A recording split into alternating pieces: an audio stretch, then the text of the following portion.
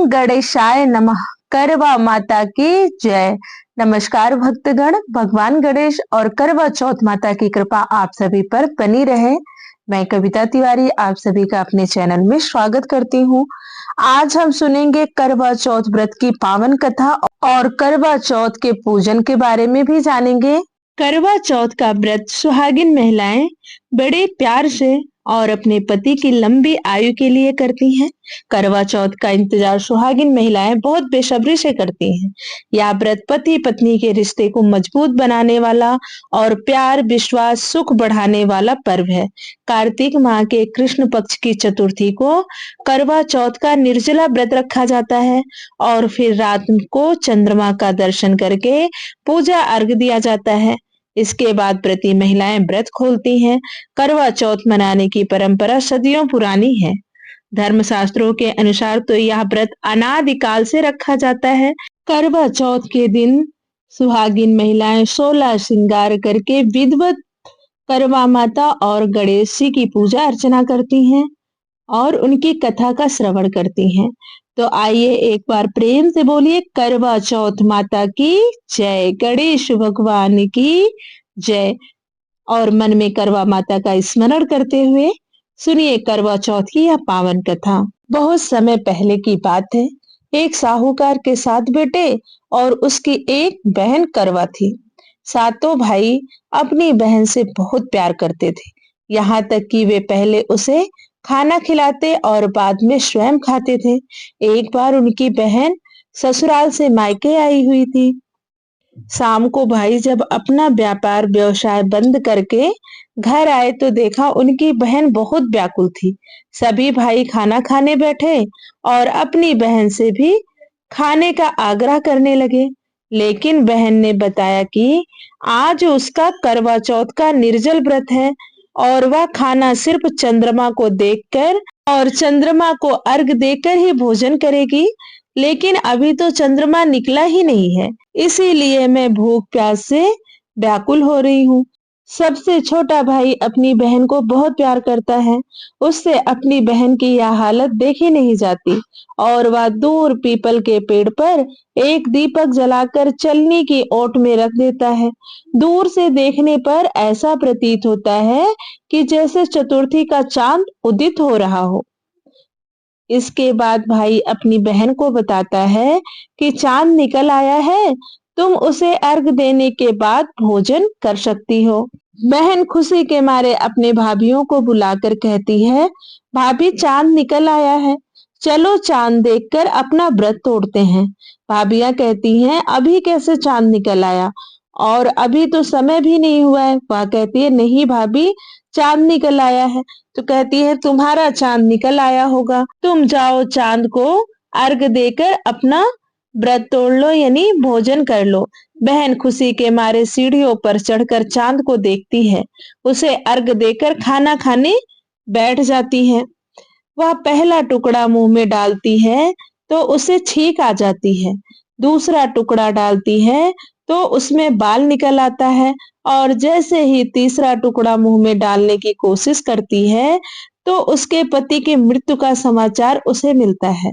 वह परेशान हो उठती है। तब उसकी भाभी उससे कहती है कि मैंने बोला था चांद नहीं निकला है, आपने गलत तरीके से अपना व्रत तोड़ा है, इसके कारण देवता तुमसे नाराज हो गए हैं और उन्होंने ही ऐसा किया है। सच्चाई जानने के बाद करवा निश्चय करती है कि वह अपने पति का अंतिम संस्कार नहीं होने देगी और अपने सतीत्व से उन्हें पुनर्जीवन दान दिलाकर रहेगी। वह पूरे 1 साल तक अपने पति के शव के पास बैठी रहती है, उसकी देखभाल करती है, उसके ऊपर उगने वाली सुई नुमा घास को वह एकत्रित करती जाती है। 1 साल बाद फिर करवा चौथ का दिन आता है। उसकी सभी भाभियां करवा चौथ का व्रत रखती हैं। जब भाभियां उससे आशीर्वाद लेने आती हैं तो वह प्रत्येक भाभी से कहती है, यम सुइया ले लो, पिया सुइया दे दो, मुझे भी अपनी जैसी सुहागिन बना दो, ऐसा आग्रह करती है। लेकिन हर बार भाभी उसे अगली भाभी से आग्रह करने के लिए कहकर चली जाती हैं। इस प्रकार जब छठे नंबर की भाभी आती है तो करवा उससे भी यही बात दोहराती है। वह भाभी उसे बताती है कि चूंकि सबसे छोटे भाई की वजह से उसका व्रत टूटा था, अतः उसकी पत्नी में ही यह शक्ति है कि वह तुम्हारे पति को दोबारा जीवित कर सकती है। इसलिए जब वह आए तो तुम उसे पकड़ लेना और जब तक वह तुम्हारे पति को जिंदा ना कर दे उसे नहीं छोड़ना। ऐसा कहकर वह चली जाती है। सबसे अंत में छोटी भाभी आती है। करवा उससे भी सुहागिन बनने का आग्रह करती है, लेकिन वह टाल मटोली करने लगती है। इसे देखकर करवा उसे जोर से पकड़ लेती है और अपने सुहाग को जिंदा करने के लिए कहती है। भाभी उसे छुड़ाने के लिए नोचती है, खसोटती है, लेकिन करवा नहीं छोड़ती। अंत में उसकी तपस्या देख भाभी पसीज जाती है और अपनी छोटी अंगुली को चीरकर उसमें से अमृत उसके पति के मुंह में डाल देती है। करवा का पति तुरंत श्री गणेश कहता हुआ उठ बैठता है। इस प्रकार प्रभु कृपा से उसकी छोटी भाभी के माध्यम से करवा को अपना सुहाग वापस मिल जाता है। हे श्री गणेश, माँ गौरी, जिस प्रकार करवा को चिर सुहागन का वरदान आपसे मिला वैसा ही सब सुहागिनों को मिले। कथा कहने वाले, सुनने वाले, हुंकारा भरने वाले सबके सुहाग की रक्षा करना। प्रेम से बोलिए गणेश भगवान की जय, करवा माता की जय। आइए अब जानते हैं करवा चौथ की पूजा कैसे करेंगे। करवा चौथ के व्रत की शुरुआत तो सरगी से ही हो जाती है। सरगी सास द्वारा अपनी बहू को दी जाती है। इस सरगी में सास बहू के लिए कपड़े, गहने, श्रृंगार के सामान और खाने की वस्तुएं देती है, जिसको खाकर बहू अपने व्रत की शुरुआत एक दिन पहले यानी सुबह ही कर लेती है, लगभग 3 से 4 बजे के बीच में। उसके बाद दूसरे दिन प्रातः काल उठकर स्नान आदि करने के बाद करवा माता के सामने घी का दीपक जलाकर आप व्रत का संकल्प लेंगे। फिर शाम को आप श्रृंगार करके चंद्रमा के दर्शन करने से पहले सभी महिलाएं मिलकर करवा चौथ की पूजा करती हैं।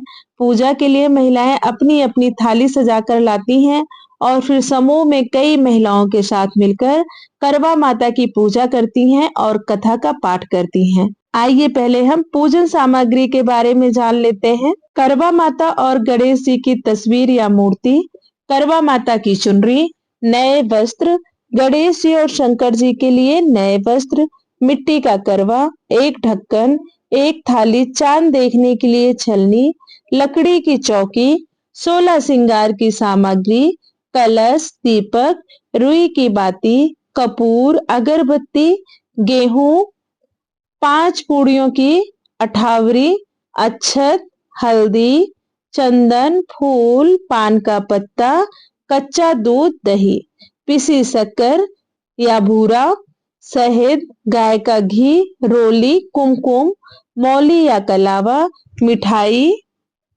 दक्षिणा के लिए रुपए, करवा चौथ व्रत कथा और आरती की एक पुस्तक भी रखें। अब आप थाली में क्या क्या रखेंगे वह भी जान लें।